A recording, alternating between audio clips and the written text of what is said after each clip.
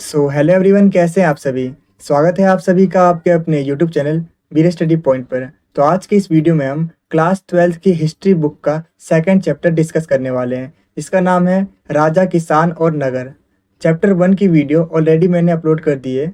Video का link मैंने आपको अपने वीडियो के डिस्क्रिप्शन बॉक्स में प्रोवाइड कर दिया है। आप चाहो तो उस वीडियो को वॉच कर सकते हो। मैं आपको यही रिकमेंड करूँगा, पहले आप चैप्टर 1 वाली वीडियो को देखिएगा, देन आप चैप्टर 2 वाली वीडियो को देखिएगा। तो चलिए वापस आते हैं अपने टॉपिक पर।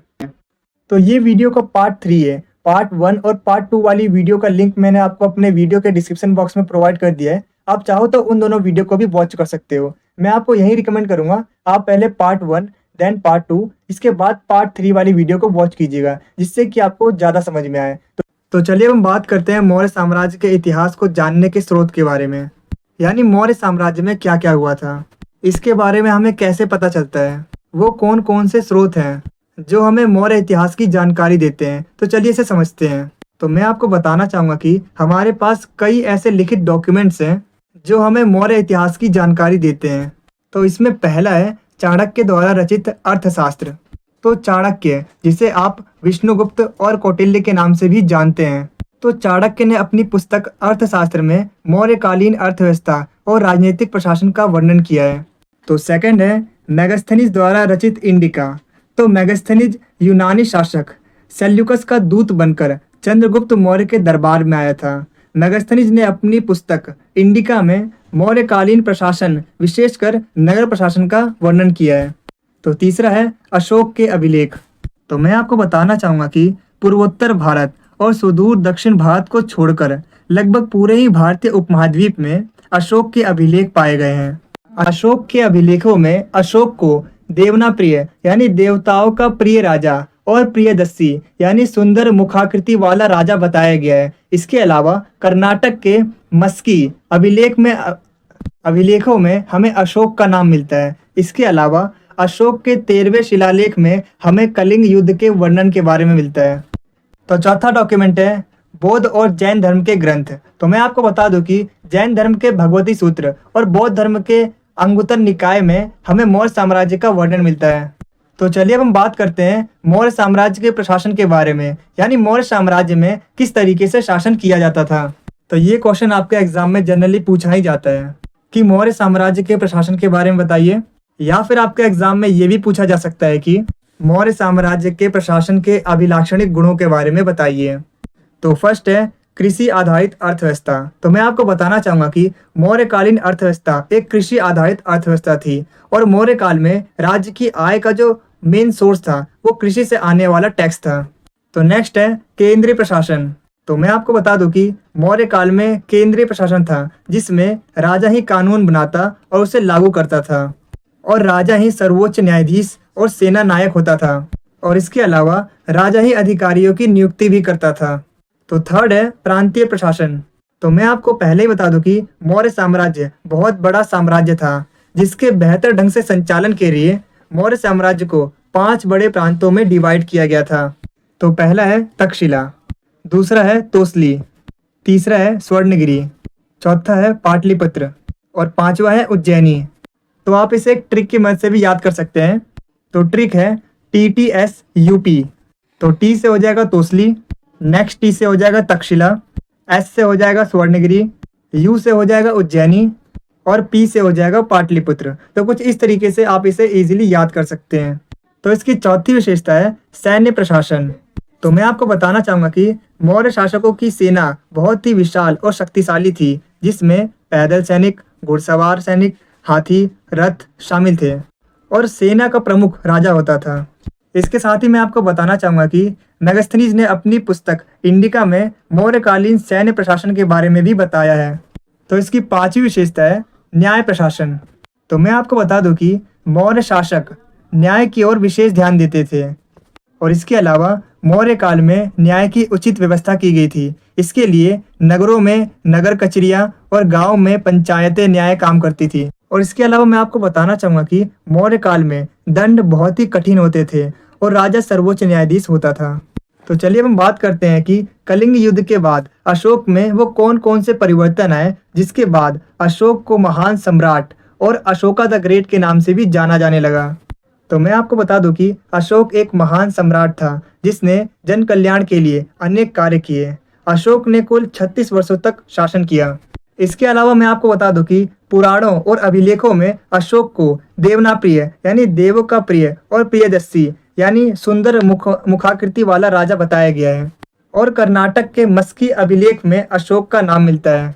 और जैसा कि मैंने आपको बताया था कि 261 ईसा पूर्व में कलिंग युद्ध में हुई संपत्ति और संसाधनों की हानि और भयंकर मृत्यु को देखकर अशोक का हृदय परिवर्तन हुआ और अशोक ने कभी भी युद्ध न करने का एक प्रण लिया। अशोक ने शांति और अहिंसा को अपनाया। कलिंग युद्ध का उल्लेखन अशोक के 13वें शिलालेख में मिलता है। इस बात का भी आपको ध्यान रखना है। इसके साथ ही मैं आपको बताना चाहूंगा कि सम्राट अशोक ने अपनी शक्ति का प्रयोग अपने साम्राज्य के विस्तार करने की बजाय लोक कल्याणकारी कार्यों में किया। अशोक ने राज्यों में सड़कों का निर्माण, छायादार वृक्ष लगवाए, अस्पतालों और धर्मशालों का निर्माण करवाया। इसके अलावा अशोक ने शिकार और पशु हत्या पर रोक लगाई और पशुओं के लिए चिकित्सालयों का निर्माण भी करवाया। इसके साथ ही अशोक ने विज्ञान, कला, साहित्य, बुद्ध और जैन ग्रंथ, गणित, ज्यामिति इन सभी के एजुकेशन को प्रसार के लिए कई सारे विश्वविद्यालयों का निर्माण करवाया। तो इन्हीं कल्याणकारी कार्यों में से एक प्रमुख कार्य था लोगों को नैतिकता का सही संदेश देना। क्योंकि अशोक तो कलिंग युद्ध के बाद ये समझ गया था कि युद्ध, नफरत और हिंसा इंसान को सिर्फ बर्बादी और विनाश की ओर ले जाती है और अच्छे नैतिक आचरणों और व्यवहार के जरिए दुनिया को बेहतर बनाया जा सकता है। इसीलिए अशोक ने लोगों में नैतिकता का सही संदेश देने के लिए धम्म की स्थापना की। मैं आपको पहले ही बता दूं कि धम्म कोई धर्म नहीं था, बल्कि अशोक का एक नैतिक संदेश था जिसमें सभी धर्मों की अच्छी बातों को शामिल किया गया था। तो इसके ऊपर भी आपके एग्जाम में कई बार क्वेश्चन पूछे जाते हैं कि अशोक के धम्म को एक्सप्लेन कीजिए, या फिर कई बार ये पूछ लिया जाता है कि अशोक ने कलिंग युद्ध के बाद बौद्ध धर्म को अपना लिया था, तो क्या अशोक का धम्म केवल बौद्ध धर्म का ही प्रतिरूप था? कथन को स्पष्ट करें। तो इस तरह के प्रश्न कई बार आपके एग्जाम में पूछ लिए जाते हैं। तो चलिए अशोक के धम्म को और थोड़ा अच्छे से समझते हैं। तो अपने आंसर में सबसे पहले हम अशोक के बारे में कुछ बेसिक इंट्रोडक्शन लाइन लिखेंगे, जिसमें हम बताएंगे कि अशोक एक महान मौर्य सम्राट था जिसने जन कल्याण के लिए अनेक कार्य किए। अशोक ने कुल 36 सालों तक शासन किया। इसके बाद आप अशोक के धम्म के बारे में बताएंगे कि अशोक ने कैसे अपने धम्म के सिद्धांतों को फैलाया और लोगों को नैतिकता का संदेश दिया। तो आप बताएंगे कि अशोक वो पहला सम्राट था जिसने अपने अधिकारियों और प्रजा के लिए नैतिक संदेशों को प्राकृतिक पत्थरों और पॉलिश किए हुए स्तंभों पर लिखवाया था। अशोक ने अपने आदेशों और संदेशों को जनता तक पहुंचाने के लिए अभिलेखों का सहारा लिया था। इसके अलावा मैं आपको बताना चाहूँगा कि अशोक का धम्म का सिद्धांत बहुत ही साधारण और सार्वभौमिक यानी सभी के लिए था, जिसमें बड़ों के प्रति सम्मान, ब्राह्मणों और सन्यासियों के प्रति उदार भावना, सेवकों और दासों के प्रति उदार व्यवहार, दूसरों के प्रति दया का भाव रखना, सदैव सत्य बोलना, दूसरों के धर्म और परंपराओं का आदर करना, पशु हत्या न करना, ऐसे कुछ नैतिक सिद्धांत थे और इन्हीं सिद्धांतों को अभिलेखों में धम्म कहा गया। और मैं आपको बता दूं कि अशोक का धम्म सिर्फ बौद्ध धर्म तक का ही प्रतिरूप नहीं था, बल्कि इसमें सभी धर्मों की अच्छी बातों को लिखा गया था। अशोक ने धम्म के प्रचार प्रसार के लिए धम्म महामात्र नामक अधिकारियों की नियुक्ति की थी, जो कि भारत के साथ साथ दूसरे देशों में भी अशोक के नैतिक संदेशों को फैला सके। मौर्य साम्राज्य एक विशाल साम्राज्य था जो कि राजनीतिक दृष्टि से एक था, लेकिन सांस्कृतिक दृष्टि से इसमें कई सारे मतभेद थे और नैतिकता की कमी थी। अशोक ने अपने साम्राज्य के सांस्कृतिक एकीकरण के लिए धम्म का प्रचार प्रसार किया था। करेंगे आखिर शासक अपनी स्थिति को उच्च दिखाने के लिए क्या क्या उपाय करते थे। तो ये क्वेश्चन आपके एग्जाम में कई बार पूछा गया है, तो इसको आपको अच्छे से समझना है। तो मैं आपको बता दूं कि राजा ज़्यादा से ज़्यादा जन समर्थन यानी लोगों में पॉपुलर होने के लिए अपनी स्थिति को उच्च दिखाने के लिए अनेक काम करते थे, जैसे देवताओं के साथ जुड़ना। तो मैं आपको बता दूं कि ज़्यादा से ज़्यादा जन समर्थन यानी लोगों में पॉपुलर होने के लिए अपनी स्थिति को उच्च दिखाने के लिए राजाओं ने खुद को देवताओं के साथ जोड़ने का प्रयास किया। उदाहरण के लिए कुषाण शासकों ने अपनी स्थिति को उच्च दिखाने के लिए अपने आप को देवताओं के साथ जोड़ा, जिसके एविडेंस हमें उनकी मूर्तियों और सिक्कों से मिलते हैं। तो नेक्स्ट है मूर्ति स्थापित करना। तो मैं आपको बताना चाहूंगा कि राजा महाराजा देवताओं की मूर्तियों के साथ साथ उनके बगल में अपनी मूर्तियों को भी स्थापित करवाते थे, ताकि लोगों को ये लगे कि हमारा राजा भी देवताओं के बराबर है। इससे राजाओं को जन समर्थन प्राप्त होता था। तो इसका सबसे बेस्ट एग्जाम्पल है उत्तर प्रदेश की मथुरा में स्थित देवस्थल से कुषाण शासकों की मूर्ति मिली है।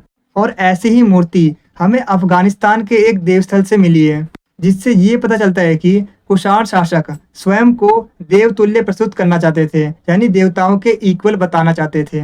इसके अलावा राजा महाराजा अपनी स्थिति को ऊंचा दिखाने के लिए उपाधियां धारण करते थे। जैसे कुछ कुषाण शासकों ने अपने नाम के आगे देवपुत्र की उपाधि भी लगाई थी। कुछ इतिहासकारों का मानना है कि संभवतः कुषाण शासक उन चीनी शासकों से प्रेरित हुए जो स्वयं को स्वर्गपुत्र कहते थे। इसके अलावा शासक अपनी स्थिति को ऊंचा दिखाने के लिए अपनी प्रशस्तियां लिखवाते थे। तो मैं आपको बताना चाहूंगा कि दरबारी कवि राजा को खुश करने के लिए कई सारी प्रशस्तियां लिखते थे, जिसमें वो राजा को काफी ज्यादा बढ़ा चढ़ाकर महान बताते थे। तो इसका बेस्ट एग्जाम्पल है हरिशेन के द्वारा लिखा हुआ प्रयाग प्रशस्ति अभिलेख, जिसमें हरिशेन ने समुद्रगुप्त के बारे में काफी ज्यादा बढ़ा चढ़ाकर बताया है। तो आइए अब हम बात करते हैं 600 ईसा पूर्व से लेकर 600 ईस्वी पूर्व तक सिक्कों का विकास किस तरह से हुआ, और इस पर भी आपका एग्जाम में कई बार क्वेश्चन पूछे जाते हैं। तो मैं आपको बता दूं कि 600 ईसा पूर्व से लेकर 600 ईस्वी के दौरान सिक्कों का विकास और सिक्कों के प्रचलन से व्यापार में विनियमन काफी हद तक आसान हो गया था। तो चलिए हम बात करते हैं कि आखिर किस तरीके से सिक्कों का विकास हुआ, यानी पहले कौन से सिक्के आए थे और उसके बाद कौन से सिक्के। तो इनमें फर्स्ट है आहत सिक्के। तो मैं आपको बताना चाहूंगा कि आहत सिक्के चांदी और तांबे को मिलाकर बनते थे, जिसे पीट पीट कर ढाला जाता था। और इसके अलावा मैं आपको बता दूं कि 6ठी शताब्दी ईसा पूर्व में मौर्य शासकों ने आहत सिक्के जारी किए थे। इसके साथ ही मैं आपको बताना चाहूंगा कि हिंद यूनानी शासकों ने अपनी प्रतिमा और नाम के साथ सिक्के जारी किए थे। और मैं आपको ये भी बता दूं कि हिंद यूनानी शासक 2री शताब्दी में भारतीय उपमहाद्वीप के पूर्वोत्तर क्षेत्र में शासन करते थे। तो नेक्स्ट है सोने के सिक्के। तो मैं आपको बता दूं कि कुषाण शासकों ने सबसे पहले प्रथम शताब्दी ईस्वी में सोने के सिक्के जारी किए थे, जिनका वजन 4.5 ग्राम था। इसके साथ ही मैं आपको बताना चाहूंगा कि गुप्त शासकों ने सबसे ज्यादा सोने के सिक्के जारी किए थे। तो नेक्स्ट है रोमन सिक्के।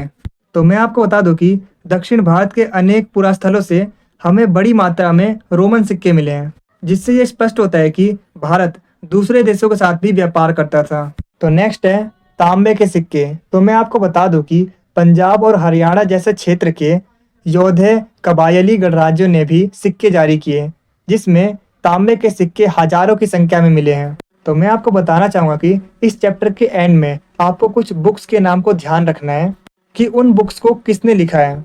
जैसे अष्टाध्याय और संस्कृत व्याकरण की बुक पाणिनि ने लिखी थी, अर्थशास्त्र बुक चाणक्य ने लिखी थी, मुद्राक्ष बुक को विशाखा दत्त ने लिखा था, मृच्छकटिकम शूद्रक के द्वारा लिखा गया था, और नाट्य शास्त्र भरत मुनि ने लिखा था।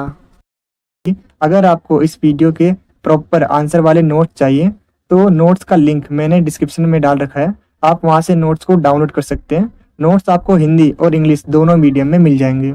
तो आज की वीडियो में इतना ही, मिलते हैं आपसे अगली वीडियो में। Thanks for watching this video. आपको ये वीडियो कैसी लगी कमेंट में जरूर बताना।